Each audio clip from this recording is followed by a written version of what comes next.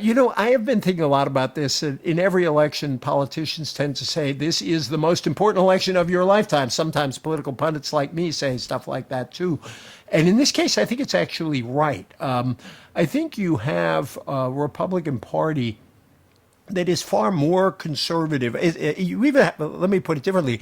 You have a form of conservatism that is more conservative or more to the right than it used to be, and that I think you saw it in the showdowns in the Congress since the midterm elections, where you have a very substantial group of Republicans animated by the energy of the Tea Party, who really want to transform the federal government in fundamental ways. The way I see it, I wrote about this in my book, Our Divided Political Heart, is that we've really been governed since the progressive era under what I call the long consensus, which really saw a balance between government and the marketplace, between individualism and community, between public and private.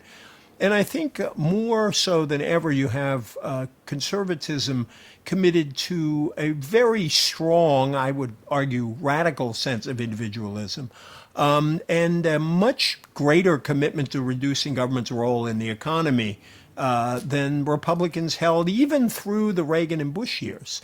I think it's worth remembering that Ronald Reagan, in the end, did not try. He had criticized Social Security in the past. When he became president, he actually agreed to some tax increases to strengthen it.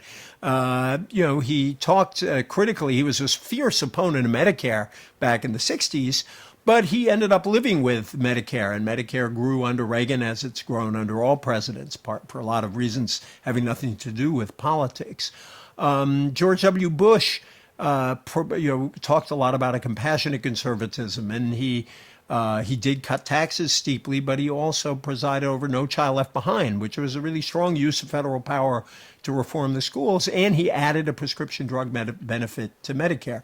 I think since the Bush years, you had a Republican Party and a conservative movement in rebellion against even that much government. A view that Bush failed, not because he was too conservative, but because he wasn't conservative enough, because he spent too much, because he didn't balance the budget. This is a much more radical view, and I think that down that path lies a very different approach to government. I think President Obama is essentially defending the long consensus, that he's saying, no, we believe in a balance between public and private. We think these traditional government programs may need to be pruned and cut a little bit, but they're basically on the right track. We're not going to mess all that much with Medicare or Social Security. And so I think it really is a very fundamental choice of direction, more so than we are accustomed to in our politics, although we've had important elections like this in the past.